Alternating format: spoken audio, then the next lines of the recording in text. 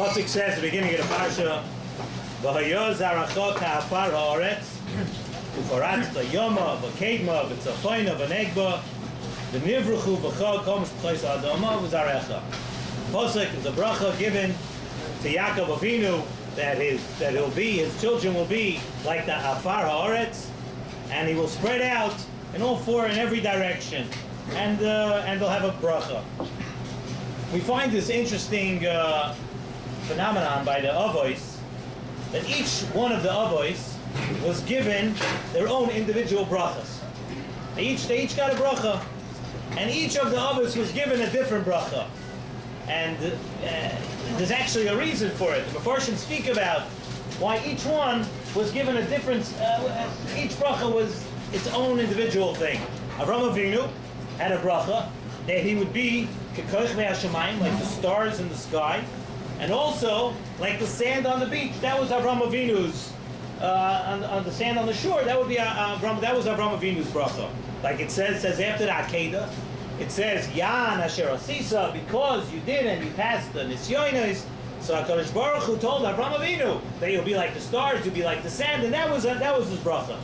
Yitzchak got a different bracha. Yitzchak got the bracha of just, it said Kekoch ve'hashamayim, and it left out the other part of the brachas. Yaakov, in this week's parsha at the beginning, Yaakov has the bracha of Ka'afar ha'aretz. Yaakov's own bracha. So again, like I said, the Mefarshim speak about the differences. We're going to just touch a little bit upon what might be the difference between the different brachas. Kekoch ve'hashamayim. Let's look at the bracha of Avraham Avinu. Kekoch ve'hashamayim, the Nesiva Shalom says, represents people that are Oved Hashem on a very extremely high level. The stars are very, very distant. They're light years away. The stars are very, very far away. And each star is also a very bright individual thing on its own. However, there's one characteristic of the star is that each one remains its own individual. That's a characteristic of a star, and that's that bracha. It's bright, and it sustains itself. It's very bright, but it has nothing to do with all the other stars, or basically we'll leave science of it and inertia and gravity and all those kind of things out, but each star is on its own. Chol al Sfas Hayom is a little bit different. Each granule, each piece of sand is really something on its own. However, if you take a look, each piece of sand, each granule by itself is pretty much, if we could use the word, pretty insignificant. Can't do too much. However, if you take a look, the sand that's on the beach, when they all get together and when they all stand together, it prevents the ocean from overrunning the entire country. An ocean, we know, can overrun an entire city, and there are times that the sand is overcome by the water in a terrible storm or in tsunami or things like that we've seen. But under normal circumstances, that is the job of the sand. The sand holds out the water, and all the sand together is able to keep. And that was the bracha of the chol, is that when everything is together individually, unlike the star, individually, each thing is insignificant. But the thing about the sand is that it gets together. And that's how that's compared to Klal Yisrael. It gets together, and when it's all together, the Achdus, when Klal Yisrael is together, then it could prevent being overrun by waves and all the other different things that are represented as waves. Then there was the bracha of Yaakov Avinu. The bracha of Yaakov Avinu is a special bracha. The bracha of Afar Ha'aretz, like the dirt, the earth of the land. It's a totally different bracha. And there's a very big difference between Afar Ha'aretz, the earth of the land, and Chol, the sand of the beach. There's a very big difference. Afar Ha'aretz has a characteristic. Not only does it stand together, and not only does it stay together, but it has the power, it has the capability of sustaining, of producing more. You don't see people planting things on the beach. You don't plant things in sand. Afar Ha'aretz, not only does it have the milah of that when it gets together, it's able to do something, but it has this characteristic that it's able to produce more. You put something in the earth, and it plants more, and it produces more. And that was the bracha, the koyach hatzmicha, that was the bracha, individual bracha that was given to Yaakov Avinu. So each one has its own thing. And listen to this unbelievable pshat of the Nesiv Shalom. Next week's parsha, we see that Esav was coming, and hopefully we'll speak about it next week. Esav was coming with 400 men, and he was coming to wipe out Yaakov. Coming to do battle with Yaakov, coming to wipe him out. This is what the pasuk says. Ve'ato amarta heitev eitiv imach. Yaakov Avinu said to HaKadosh Baruch Hu, you said it's going to be good for me. V'samti ezaracha kechol hayam. You're going to make my children like the chol hayam, like the sand near the water. So if you think about it, this is the only bracha that Yaakov Avinu did not get. Yaakov Avinu was told Shemayim, he's told Kafar Haaretz. And then he goes, when he's asking Kadosh Baruch Hu that you said you're going to give us a bracha, he uses the only bracha that wasn't given to him.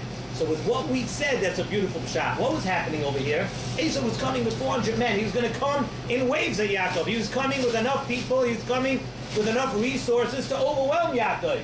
And Yaakov knew that the only koyach that he had to stop Esau was if koyach of Achdus. If they were all going to be together, they would have the schus of a future Klal Yisrael. They would have the schus of being together. So that's why Yaakov had to resort to that pasuk of Kechal Hayam, of the sand, because the sand, when they're individuals, it can't do anything. But when it's all together, that's just what Yaakov needed at that moment. He needed the koyach of Achdus, of a Klal Yisrael together to be able to hold off Esau.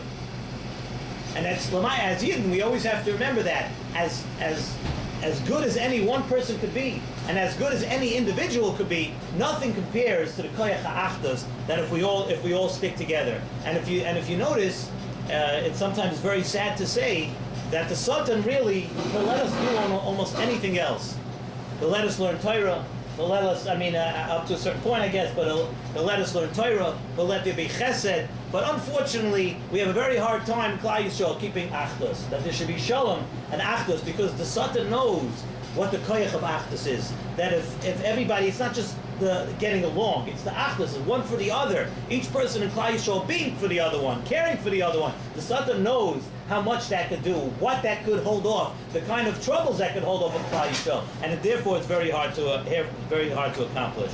So this bracha of Yaakov Avinu, when we said Ufaratzta Yama V'Kedma, is very interesting also. It said the brachas of Yaakov Avinu, that Klal Yisrael are going to spread out into every direction. Let me read you a Gemara in Shabbos, Daf Kuf Yud Ches Amar Aleph. Gemara says like this: Kol ha'ma'anig es haShabbos, nois mimloi nachla b'li mitzorim, shenemar. In Toshiv, the Gemara goes on, Oz tisanak al Hashem. Then it says Nachlas Yaakov Avinu. To be Zoicha to the Nachlas Yaakov Avinu. So let me ask you two questions over here. It doesn't say Yitzchak, because right by Yitzchak, the bracha by Avraham Yitzchak, the brachas were sort of contained. It says Kum Hisalach Ba'aretz, Ki L'chol Zaracha Atein Es Aretz Hazois. It was a contained bracha.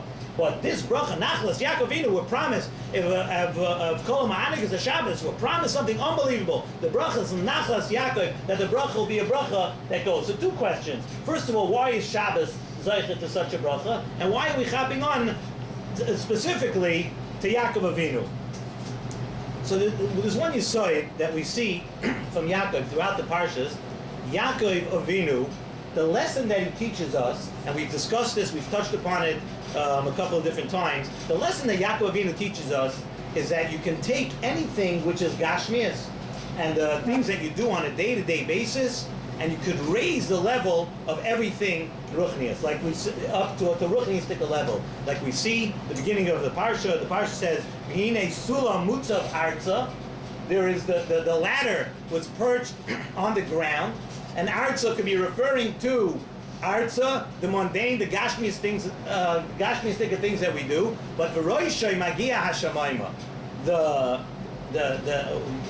ma'asim that you do, the end result, the roishay was magia hashamayim. You're able to take everything and uplift everything, and that's why Yaakov Avinu, Dr. Nesiv Shalom, that when Yaakov Avinu woke up, Yaakov Avinu said, "Ochein yesh Hashem b'mokei mazeh." You know, it's like Yaakov Avinu couldn't believe that there was HaKadosh Baruch Hu in this place. Dr. Nesiv Shalom, what couldn't Yaakov Avinu believe?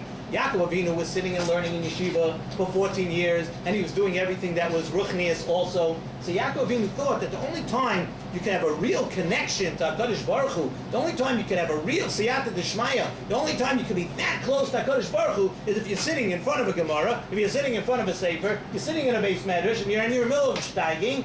So that's when you can have a connection to HaKadosh Baruch Hu. What Yaakov Avinu saw over here in his dream, he saw a sulam mutzav arza, and that every single ma'isa that you do, everything that Yaakov Avinu does, is able to be lifted up to a ruchniistic level. So therefore, Yaakov Avinu, Hashem Hakam, couldn't believe it. He was teaching us a new lesson. So what did Yaakov Avinu do? What Yaakov Avinu did is that he expanded that connection of what we saw as a confined thing. Yaakov Avinu expanded that, and therefore we said that if you're ma'anigas HaShabbos, we said if you're ma'anigas HaShabbos, that's why we're zeicha to the bracha of Yaakov Avinu, because the bracha of Yaakov Avinu was expanded, was a new bracha that didn't exist before. Now that bracha went out, and that you could have a connection to HaKadosh Baruch Hu, you could have siyata d'shmaya even in other places, and therefore we also say Mida Keneged Mida. That's why Yaakov was Zeicha to Nachal B'li Mitzar. That's why Yaakov got the bracha, because he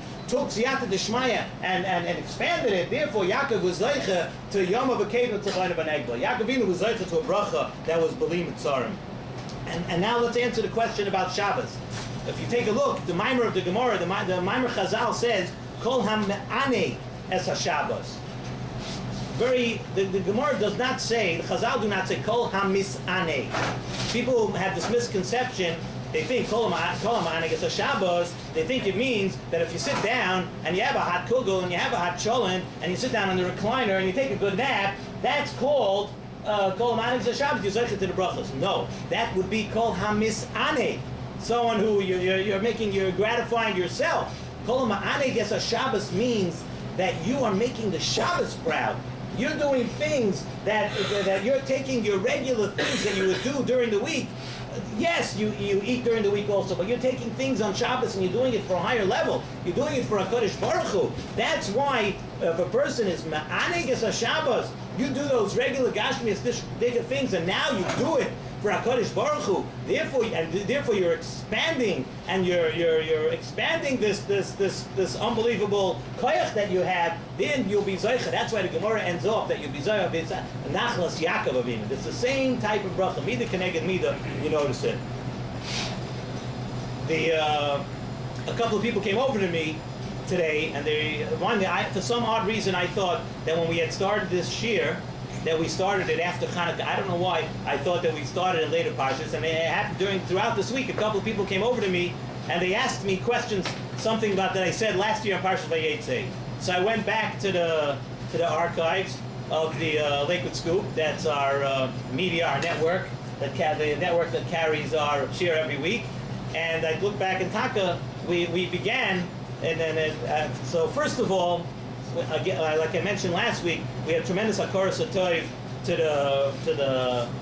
the sandwich shop here, where for turning something, you think a toyamel could be a very gashmiistic thing also. We could sit here and have an unbelievable cholent and an unbelievable, if you look behind me here, I don't know if the camera, I'm sure if you look over the other shiur and you see delicious sandwiches, delicious thing, and you can come here and eat, but he turned into a Thursday night situation where we expanded and we made it into a ruchniistic level thing. And we turned into something which is very appropriate for this week's anniversary in Parshas Vayeitei, where we expand and we take gashmiistic things and we use a lesson of Yaakov Avinu, and we take gashmiistic things and we raise it to a level of ruchnias. And in honor of the first anniversary of the Southside Sandwich Shop, the Southside Sandwich Shop is having an anniversary raffle, and I will now turn over the podium to the proprietors